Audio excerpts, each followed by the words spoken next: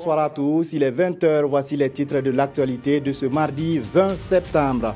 Renforcer la coopération entre États sur les questions migratoires afin d'éviter les drames. C'est le principal enjeu de la rencontre qui s'est tenue hier aux Nations Unies. Le président du Faso a pris part à cette rencontre initiée par le secrétaire général de l'ONU. Des précisions tout à l'heure. À seulement 19 ans, il invente un véhicule et une armoire électrique. Passionné de l'électronique, Abdul Rafa Ouedraogo vient de décrocher son bac à série F3. Nous irons à la découverte de ces férus de l'invention et de l'innovation. Et puis, en République démocratique du Congo, de violents affrontements opposés des manifestants aux forces de sécurité. Le bilan est de 50 morts selon l'opposition, 17 selon le pouvoir. Lundi, le rassemblement, une coalition de plusieurs partis politiques d'opposition avait appelé à manifester pour réclamer l'organisation d'élections présidentielles avant la fin du mandat de Joseph Kabila. Le président du Faso a participé hier au siège des Nations Unies à une rencontre de haut niveau sur les migrations. La rencontre a été initiée par Ban Ki-moon, secrétaire général de l'ONU, pour discuter de l'augmentation du nombre de migrants et de réfugiés dans le monde. Le point avec nos envoyés spéciaux Arthur Ouedraogo et Jean-Emmanuel Ouedraogo. Cette rencontre de haut niveau sur la question des déplacements massifs de population initiée par le secrétaire général des Nations Unies est une première.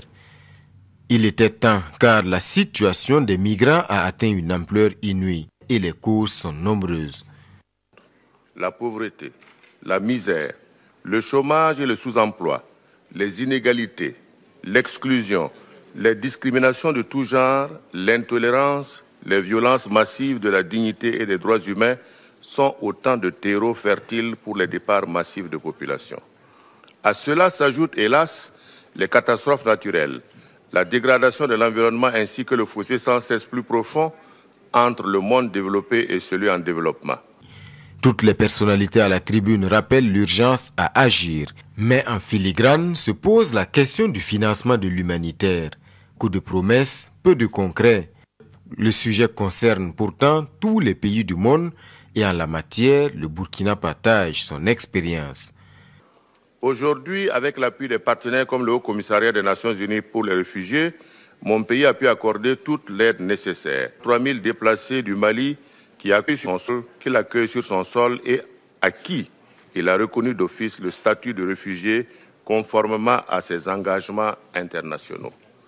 Avec près d'un tiers de sa population vivant dans d'autres pays, le Burkina Faso mesure à sa juste valeur la contribution des émigrés au développement rapprochement entre peuples. Pour Marc-Christian Kaboré, le phénomène migratoire dans son ensemble ne doit être envisagé comme une menace, mais aussi comme une opportunité. Cette rencontre de haut niveau est sanctionnée par une déclaration, un premier pas vers un accord global sur les déplacements massifs de population en 2018. À New York, le président du Faso a dirigé une rencontre sur le dividende démographique. Plusieurs chefs d'État ont participé à cette rencontre organisée par l'FPA et la Banque mondiale. L'idée est de mettre l'accent sur la planification familiale pour créer les conditions de développement rapide et durable. Arthur Ouedraogo, Jean-Emmanuel Ouedraogo. Les femmes d'abord, c'est le slogan dans cette salle des Nations Unies. Ce qui est en question ici, ce sont les conditions pour que les pays africains, et particulièrement ceux du Sahel, puissent réaliser le dividende démographique, c'est-à-dire cette période transitoire avec une forte proportion de jeunes, moins d'enfants et de vieux, ce qui est propice au développement économique. J'ai la chance de porter à l'ensemble des chefs d'État du continent et dans les instances internationales l'appel de la jeunesse africaine afin que tout soit mis en œuvre pour lui donner l'espace et le cadre propice à son plein épanouissement et à sa forte participation au processus de construction de l'Afrique. Il s'agit de la capture du dividende démographique, un axe central de la réalisation du développement durable et de l'atteinte des ODD d'ici à 2030. Ce dialogue organisé par l'UNFPA et la Banque mondiale est présidé par le président du Faso. Sur le terrain, l'objectif du dividende démographique se matérialise déjà par l'initiative pour l'autonomisation des femmes et le dividende démographique dans le Sahel en cours de mise en œuvre dans 6 pays dont le Burkina. Miser sur les femmes et les jeunes, l'idée fait l'unanimité ici et le cas du Rwanda fait école. 64% de femmes par an, 38% dans le gouvernement. C'est la preuve que le premier ingrédient, c'est la volonté politique.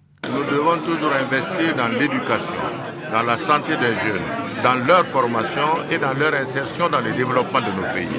Tant que cela ne sera pas atteint, nous aurons toujours justement le recrutement, je dirais, des groupes terroristes sur des jeunes qui sont désœuvrés et qui ne savent que faire.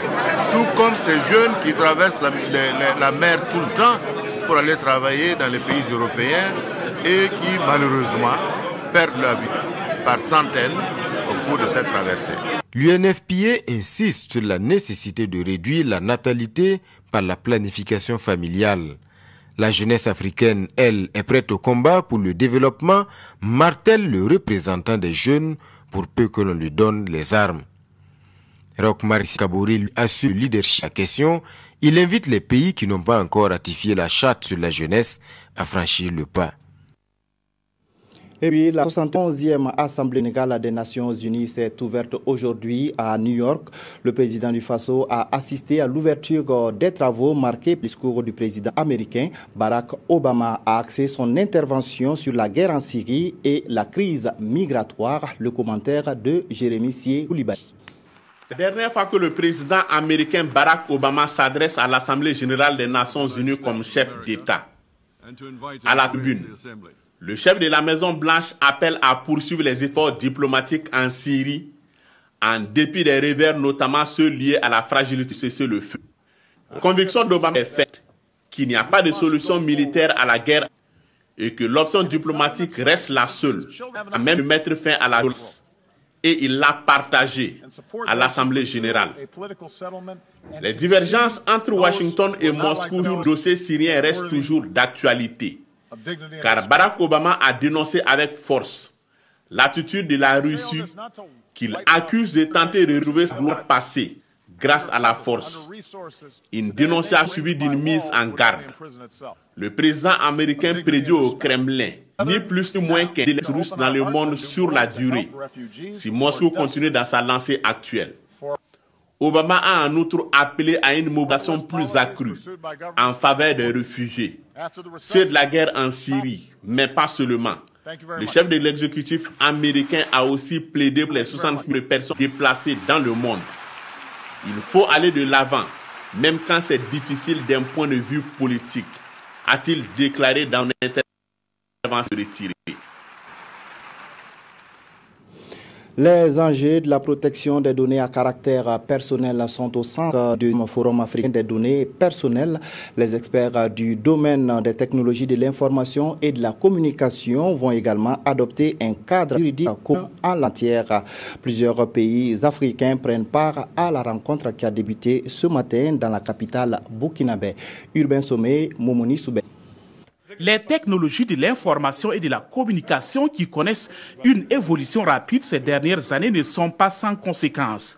Aux yeux des scientifiques, c'est un outil qui développe et qui détruit à la fois. À ce deuxième rendez-vous du Forum africain sur la protection des données personnelles, les États veulent mutualiser les enjeux et partager les expériences sur la protection des données dans l'optique de mettre les TIC au service du développement. C'est l'occasion pour que les différents pays discutent autour de ce sujet.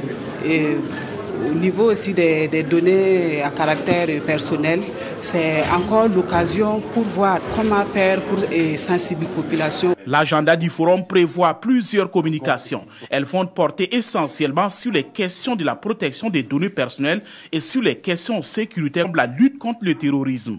Notamment le terrorisme face aux enjeux du numérique et les données personnelles.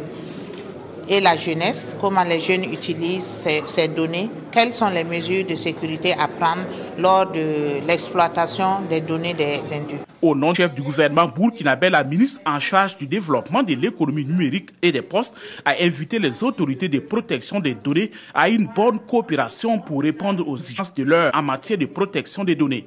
Le forum prévoit également l'adoption des statuts du réseau africain des autorités de protection des données pour une meilleure défense des intérêts des citoyens africains. Nous recevons le professeur Alpha Oumar Dissa, ministre de l'Énergie, des Mines et des Carrières, pour parler de la semaine des activités minières d'Afrique de l'Ouest, Samao. Bonsoir, monsieur le ministre. Bonsoir, monsieur Sayon.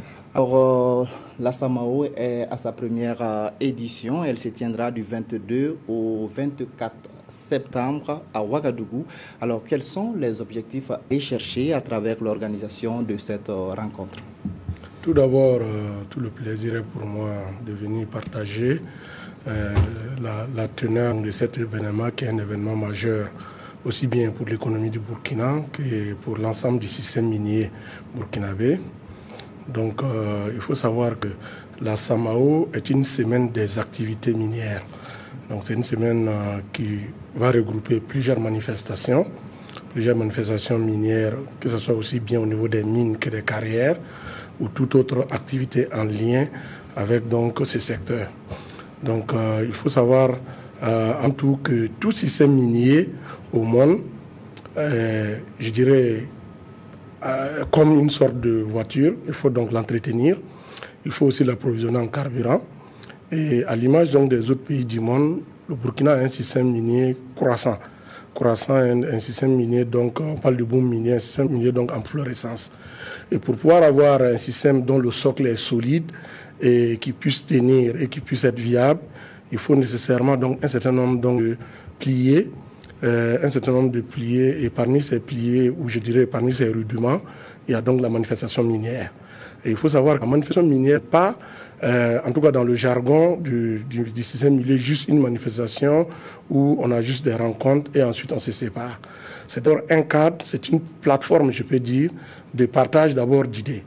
Et ainsi, nous allons avoir d'éminents ingénieurs, des anciens DG du BUMIGEP, d'éminents professeurs, dont certains venant d'Europe et d'Amérique, qui vont venir donc partager avec nous les expériences des autres pays et sur plusieurs secteurs qui représentent donc ou je dirais sur plusieurs axes qui représentent les axes clés de notre système minier, notamment donc l'encadrement de l'orpaillage, notamment donc la révision de notre carte géologique, notamment donc la modernisation du cadastre minier et ainsi de suite.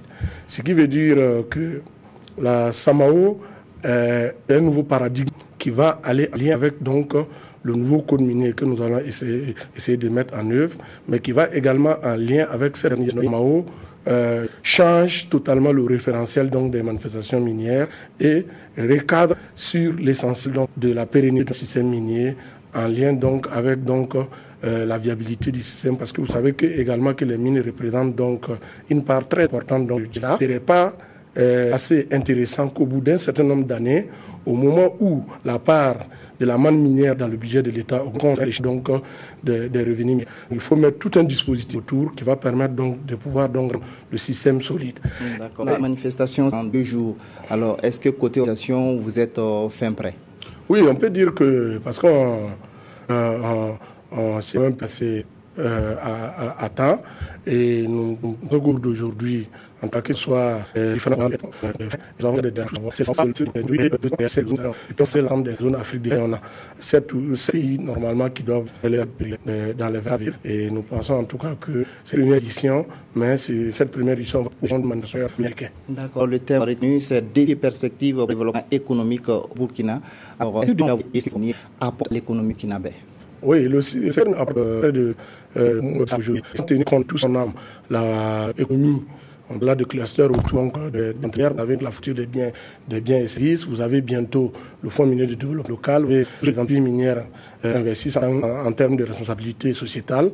Donc, en tout cas, nous pensons que, en tout cas, d'ici 2020, le secteur minier peut représenter globalement environ 800 milliards donc, à l'économie nationale. D'accord. Alors, vous avez parlé tout à l'heure d'un décadrage donc un acteur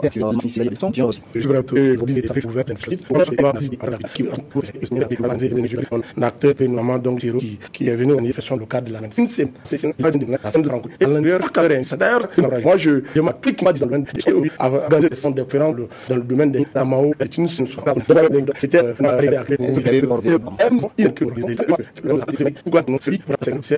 De la vision que nous avons multiplié d'autres choses, rien à voir. Nous avons chaque l'autre qui permet qualifier la vie du pays en matière de taxes. Il y a une c'est ça et en tout nous avons les gouvernements parce que c'est vite donc j'ai donc activités et vous savez des opinions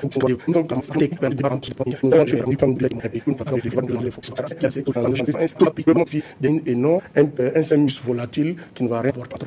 Merci beaucoup, Monsieur le ministre, d'être passé sur notre plateau pour toutes ces informations. Alors, je rappelle le ministre de l'Énergie, des Mines et des Carrières, le professeur Alpha Oumar Dissa, et avec le de Ouagadougou. Alors, ce journal au bac CFA, l'homme de 19 ans est un passionné de l'électronique. Allons à sa découverte avec Nong Bakouda et Zali Sanfo. Abdoulafa Ouedraogo a 19 ans et il vient de décrocher avec brio son baccalauréat série F3. Meilleur de sa promotion, c'est peu le dire. À son titre de brillant bachelier, il faut adjoindre désormais inventeur. Alors, bienvenue à bord de sa décapotable électrique. Passionné de véhicules, Abdoul Rafat ne fait pas que les observer, il les conçoit. Et voici son chef-d'œuvre réalisé pendant ses vacances. Un véhicule atypique certes, mais qui vous permet de faire le tour de votre quartier. Je dirais entre 25 et 30 km/h comme ça. Ça ne roule pas vite, mais ça peut faire 2 heures, la batterie là. Oui. Je dirais que ça se compose de 6 moteurs. Oui. Un moteur principal, un petit moteur pour le refroidissement, moteur principal, un autre moteur pour la direction parce qu'il n'y a pas de volant, un moteur pour décapoter, un autre moteur pour un système de ventilation et un autre moteur pour le changement de vitesse. Parce qu'il y a 2 vitesses, mais la deuxième, c'est lorsque la voie est bitumée, voilà, c'est favorable. Rafat Ouedraogo n'est pas seulement spécialisé dans la confection des véhicules. Fatigué de manipuler son armoire avec la main, il a trouvé une solution électrique. Avec un clic sur un contact, la magie s'opère. L'armoire peut s'ouvrir et se refermer tout seul. Et Rafat peut même faire mieux. Dans ma chambre aussi, j'ai fait le rideau, ça s'ouvre et ça se referme électriquement aussi. Rafat Ouedraogo a postulé pour une bourse internationale, soit la Tunisie ou le Maroc. Et si les résultats sont concluants, il ira se perfectionner dans le génie électronique et revenir au pays fabriquer un bien meilleur véhicule que vous préféreriez peut-être à celui